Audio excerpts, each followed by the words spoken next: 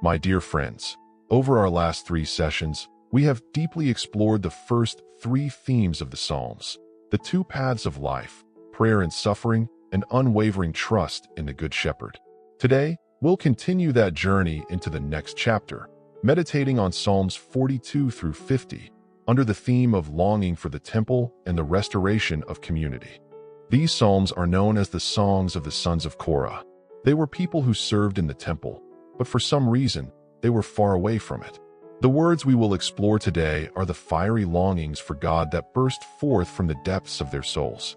Their longing extends beyond the personal, becoming a cry for the restoration of God's community. We live in an age without a physical temple. So what could the message of these psalms mean for us today? Through these words, let's seek together what our souls should long for, and how that longing is ultimately fulfilled.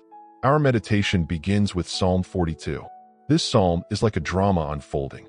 As the deer pants for streams of water, so my soul pants for you, my God. My soul thirsts for God, for the living God. When can I go and meet with God?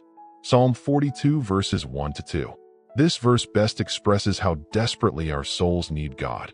Just as a thirsty deer wanders in a dry land searching for water, the psalmist's soul is parched and searching for God. He is far from God now, and his tears have become his food day and night. People mock him, saying, "Where is your God?"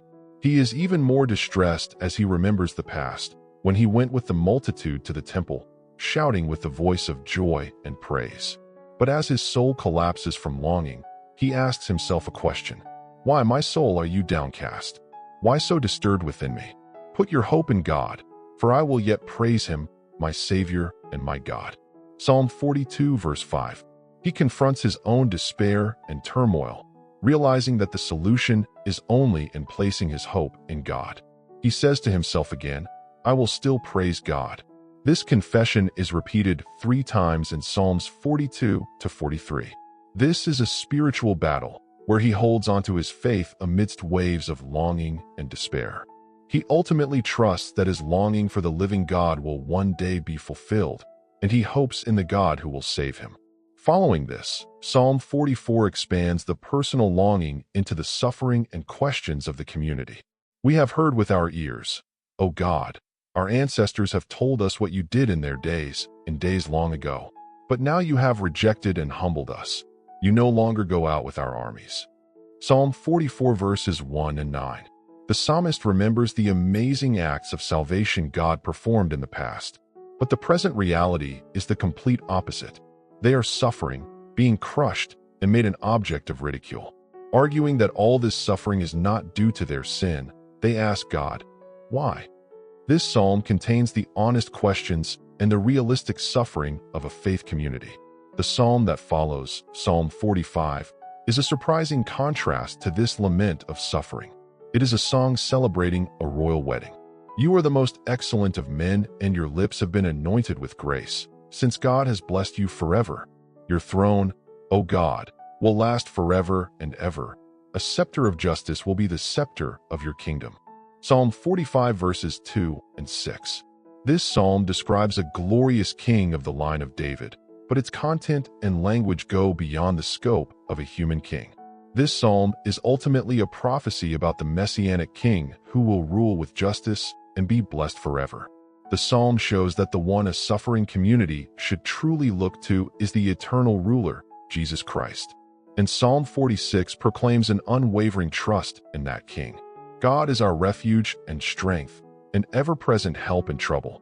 Therefore we will not fear, though the earth give way and the mountains fall into the heart of the sea. Psalm 46 verses 1 to 2. This verse tells us why the community can stand firm in the midst of suffering and chaos. Their faith is not in the shaky world, but in God, who is their refuge.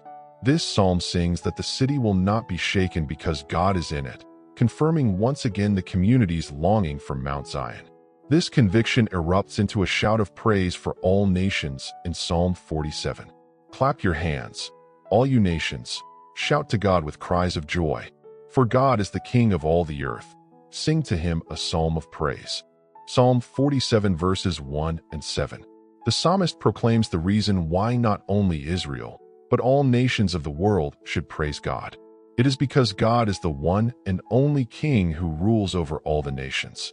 This universal praise continues in Psalm 48 as a glorious song for the city where God dwells, Zion. Great is the Lord, and most worthy of praise, in the city of our God, his holy mountain. God is in that city, and it will not be moved. Psalm 48 verses 1 and 8. The psalmist sings of the beauty and security of Jerusalem, the city where God dwells. This city will not be moved by any external threat, not because of its walls or military power, but because God is in the midst of it. This symbolizes the complete safety and restoration that a community with God's presence can enjoy. Now, Psalm 49 leads all these stories to a deeper truth. This wisdom psalm warns those with worldly wealth and power, those who trust in their wealth and boast in their great riches. No one can redeem the life of another or give to God a ransom for them. The ransom for a life is costly. No payment is ever enough. Psalm 49 verses 6 to 8.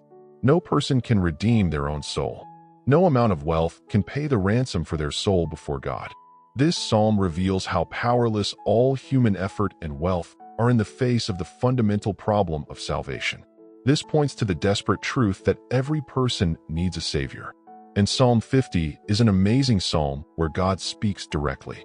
God rebukes the people for their ritualistic sacrifices. I do not bring charges against you concerning your sacrifices or concerning your burnt offerings, which are ever before me. For every animal of the forest is mine, and the cattle on 1,000 hills. If I were hungry, I would not tell you, for the world is mine, and all that is in it. Psalm 50 verses 8 and 10, 12. God does not need the sacrifices of his created beings. He desires true worship from the heart, not just empty rituals. God is pleased with those who offer a sacrifice of thanksgiving and call on him in times of trouble. Now, let's connect all these words from the perspective of the gospel. What was the ultimate longing of the soul in Psalm 42? It was a longing for complete fellowship with God. The psalmist longed for the temple, but what he truly desired was God himself. In John 2, Jesus said, "Destroy this temple, and in 3 days I will raise it up." Jesus was proclaiming that he himself was the true temple in the flesh. Now, we no longer need to long for a physical building.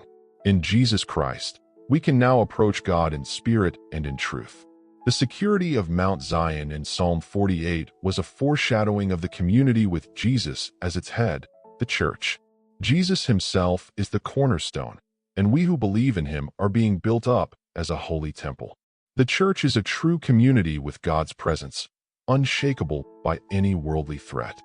And how is the desperate problem of the soul that cannot save itself, as described in Psalm 49, solved?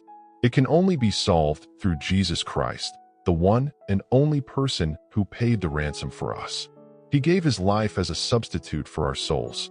Finally, the true worship from the heart that Psalm 50 calls for is made possible through Jesus' one complete sacrifice. We no longer need to offer the blood of animals.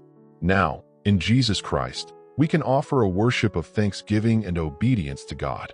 My dear friends, the words of Psalms 42 through 50 teach us crucial truths of the gospel.